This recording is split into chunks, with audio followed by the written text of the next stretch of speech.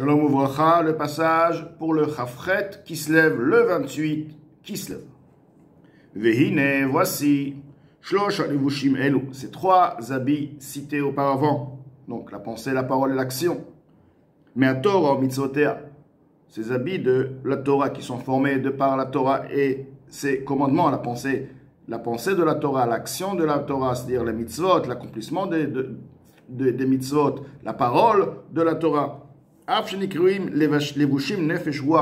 Bien qu'ils sont appelés des habits, c'est-à-dire un habit, et de manière générale, un habit couvre et est donc secondaire à la personne. L'habit est celui qui va servir la personne. Donc là, on dit que la pensée, la parole et l'action sont les habits du nefesh, du ruach et de la neshama. Im kolze tout de même, gadvha ve gadla ma'alatam, leur niveau est grand et élevé, les enketz à l'infini, vesof sans limite, al ma'alat nefesh, ruach, neshama atzman, par-dessus le niveau de nefesh, ruach, neshama, c'est-à-dire que la pensée, la parole et l'action de la Torah, et des mitzvot, sont plus élevés que la neshama qui est investie dans les facultés de la neshama qui sont investies dans cette parole par action et pensée. Comme il est écrit dans le Zohar. La Torah et Akadosh Baruch Hu est une chose. Que veut dire la Torah est une chose avec Akadosh Baruch Hu? Pirouche, explication. Deoraita, la Torah, et la volonté et la sagesse d'Akadosh Baruch Hu. Akadosh Baruch Hu te dit, garde le Shabbat. Il y a en ceci une sagesse, une raison, une compréhension, des niveaux de compréhension à l'infini. Il y a aussi le côté ratzon, le côté pratique. Quelle est ma volonté concrètement? Je veux que tu fasses quoi maintenant Shabbat et je désire à ce que tu ne fasses pas telle et telle chose, etc. Donc il y a la volonté d'Akadosh Baruch Hu. Dans cette volonté, il y a aussi le côté la sagesse, l'explication de la chose. Donc la Torah, c'est la sagesse d'Akadosh Baruch Hu. La Torah, c'est la volonté d'Akadosh Baruch Hu. De la même manière qu'une personne qui va demander, réaliser une chose, en ceci, il y a la raison de la personne, donc la sagesse qui est investie dans cette raison, dans cette demande. Il y a aussi, concrètement, la demande, l'ordre qui est demandé de par cette personne. Donc, de la même manière, au sujet de la Torah, maintenant, si c'est la sagesse et la volonté d'Akadosh Baruch Hu, Akadosh Baruch Hu bichvodo uvatzmo, kulachad, Akadosh Baruch Hu avec la Torah, c'est-à-dire avec la sagesse et la Torah et la volonté est une chose. Qui hu ayodea, hu amada chulukat, Akadosh Baruch Hu c'est yodea, le connaisseur, hu amada c'est la connaissance, c'est-à-dire l'autrement, Akadosh Baruch Hu c'est pas Akadosh Baruch Hu comprend, Akadosh Baruch Hu désire, Akadosh Baruch Hu la sagesse d'Akadosh Baruch Hu. Akadosh Baruch Hu c'est la compréhension c'est Akadosh Baruch Hu, la volonté c'est Akadosh Baruch Hu, Akadosh Baruch Hu c'est la volonté. Pas comme chez l'être humain, où il y a l'être humain, il y a, une fois que la personne comprend une chose, la personne a compris une chose, la compréhension de la personne n'est pas la personne c'est la personne, et la personne a compris maintenant une chose. Akadosh Baruch Hu, non. La compréhension, c'est Akadosh Baruch Hu. Lorsque la personne donc va comprendre la volonté d'Akadosh Baruch Hu, comment on sait que c'est la volonté? Parce qu'elle est écrite dans la Torah, elle a été donnée au mont Sinaï, on s'est certifié, donc la Torah qui vient de Hachem. Donc maintenant il a compris une chose, c'est Hachem. Cette compréhension, c'est Hachem. Donc, il est lié avec Hachem. Il a la compréhension en lui. Il a Hachem en lui. Etc. Comme expliqué dans le deuxième chapitre au nom du Rambam. Donc, si c'est ainsi, il se trouve que lorsque la personne maintenant c'est vrai, elle a les facultés, mais les facultés n'existent pas, si on veut, ils ne s'expriment pas, si ce n'est pas par la pensée. Cette pensée de Torah, maintenant, elle devient quoi? Elle devient Kadosh Baruch Hu. Donc, qu'est-ce qui est plus haut? La Kadosh Baruch Hu ou l'âme de la personne? C'est les facultés de l'âme. Est-ce que c'est la neshama de la personne ou Akadosh Baruch Hu? Akadosh Baruch Hu. Donc la pensée de la Torah, qui est effectivement l'habit, le vêtu, ce qui va vêtir, la neshama, les facultés, donc les facultés vont s'exprimer à travers cette pensée. Cette pensée dépasse, de par c'est-à-dire la pensée maintenant de la Torah, dépasse, parce que ça, Akadosh Baruch Hu, elle a une kedusha beaucoup plus puissante que la neshama qu'elle habille et qu'elle couvre, qu'elle vêtit. Alors, la question qui se pose, attends, tu veux me dire que la neshama donc, est moins grande que la pensée, parce que maintenant, ce n'est pas une pensée du monde, c'est une pensée de Torah, et la Torah, c'est Akadosh Baruch Hu. Mais comment on peut dire que Akadosh Baruch Hu, c'est la pensée? Pourtant, la pensée de la personne reste limitée à ses capacités. Akadosh Baruch Hu, c'est l'infini. La personne n'a pas compris à l'infini. Elle est limitée, elle va devoir étudier, c'est à l'infini. Donc, comment tu peux me dire qu'Akadosh Baruch Hu, c'est la pensée? C'est vrai que la pensée, comme elle se trouve dans les mondes spirituels, à l'infini, mais pas comme elle se trouve dans la pensée de la personne, la compréhension de cette personne. Alors on te dit, bien qu'Akadosh Baruch Hu est appelé un sof, sa grandeur ne peut être sondée, ne peut être comprise, et l'infini, aucune pensée ne peut saisir un Kadosh Baruch Hu. Ceci s'applique également à la volonté d'Akadosh Baruch Hu, également à la sagesse d'Akadosh Baruch Hu. La volonté est infinie, la sagesse est infinie. Que dire-t-il, comme il est écrit, il n'y a pas de sondage, il est impossible de sonder, de comprendre la sagesse d'Akadosh Baruch Hu, la compréhension d'Akadosh Baruch Hu. Il est écrit, penses-tu trouver les sagesses, les secrets du divin d'Akadosh Baruch Hu? Octiv, il est écrit mes pensées ne sont pas vos pensées. Alors, c'est ainsi, la pensée, c'est vrai, Torah, mais tu ne vas pas me dire que c'est Akadosh Baruch Hu. Donc tu dis que la pensée Akadosh Baruch Hu, ça dépasse un neshama.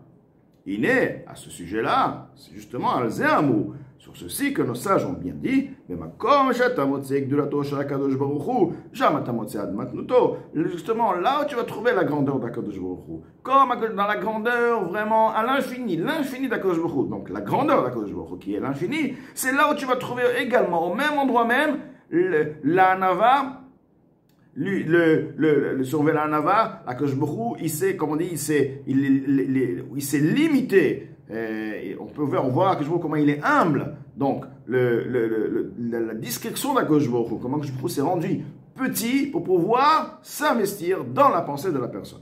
Mais Akadosh Baruch Hu maintenant a réduit sa volonté et sa sagesse dans les 613 mitzvot de la Torah, et dans leur loi, et dans les combinaisons des lettres de Torah, Nevim, Ktuvim, c'est-à-dire que toute la Torah que nous avons, aussi bien les mitzvot, aussi bien les lois de la Torah, aussi bien même les lettres de la Torah, ou Vidrashoten et leurs commentaires, chez Be'agadot, Midrashah Chamenuzal, qui sont dans les commentaires et les explications de nos sages de mémoire bénie. Donc, c'est-à-dire que à l'intérieur même se voit la Kadosh Baruch Hu. C'est vrai que la personne ne va pas réaliser pleinement la lumière qui est voilée dans sa compréhension, dans le concept qu'il a compris. Lui, il va avoir la révélation de sa compréhension et la hauteur de la révélation de sa compréhension est très très limitée. Mais au fin fond de cette compréhension se trouve l'infini d'Akadosh Baruch Hu. Donc la personne est liée avec Akadosh Baruch Hu. Akadosh Baruch Hu se trouve, oui, n'est pas révélé à la personne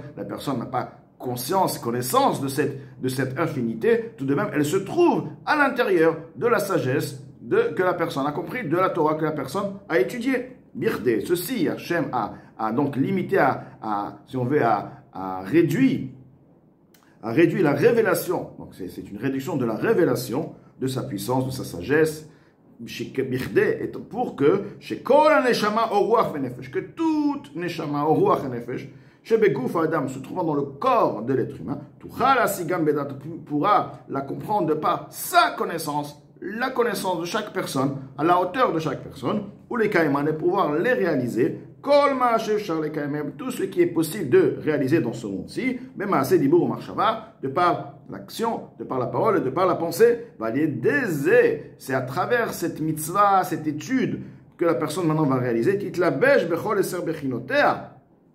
la neshama va pouvoir investir, à s'habiller, se vêtir de par ces 10 facultés, dans ces 3 habits-là, car les facultés sont liées à la hauteur de l'habit qui est lié bien sûr à la hauteur du corps. Donc à partir de là, elle pourra s'investir ces facultés vont s'investir dans la marshava d'Ibur U'Maaseh qui sont à Kadosh Baruch Hu. Mais la chen Mishel Torah la même, c'est pourquoi la Torah est comparée à l'eau. Pour nous dire que quoi? Pourquoi la Torah est comparée à l'eau? De manière que l'eau descend d'un endroit élevé à un endroit bas. Donc c'est pas seulement la lueur de l'eau, c'est pas seulement un extrait, c'est l'eau même qui se trouve en haut dans la montagne.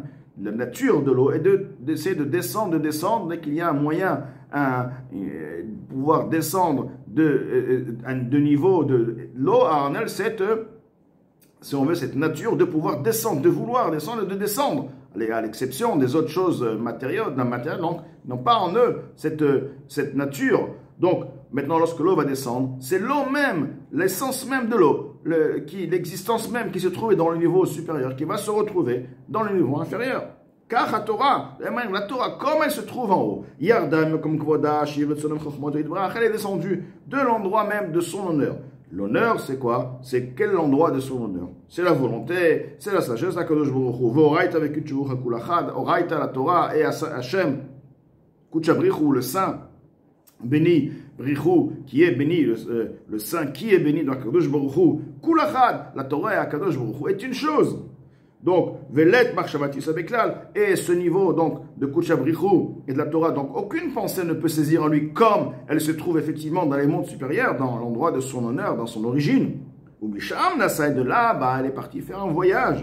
Veyarda, elle est descendue, donc comme l'eau qui descend, Besseter Madrigot, de par les dissimulations, les voiles des niveaux, mi madriga, les madriga d'un niveau à un niveau à un niveau, Bishta Sheluta Alamot, de par le système de l'enchaînement des mondes,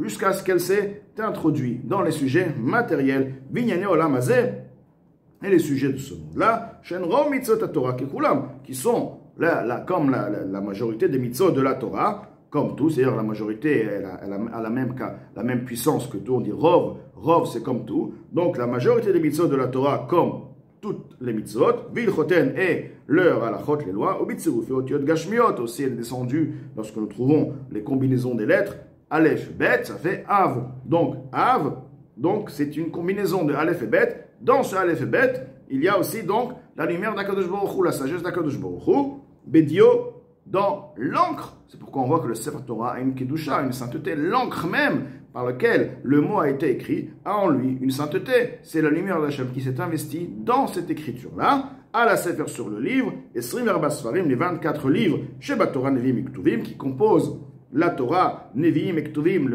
ce qui est le total de 24 livres. Donc la Torah écrit ce qu'on appelle donc le Chumashim, le Chumash, les Nevi'im, les prophètes et les écrits. Tout ceci pour permettre à ce que toute pensée puisse s'investir, avoir un lien et saisir la chose. Même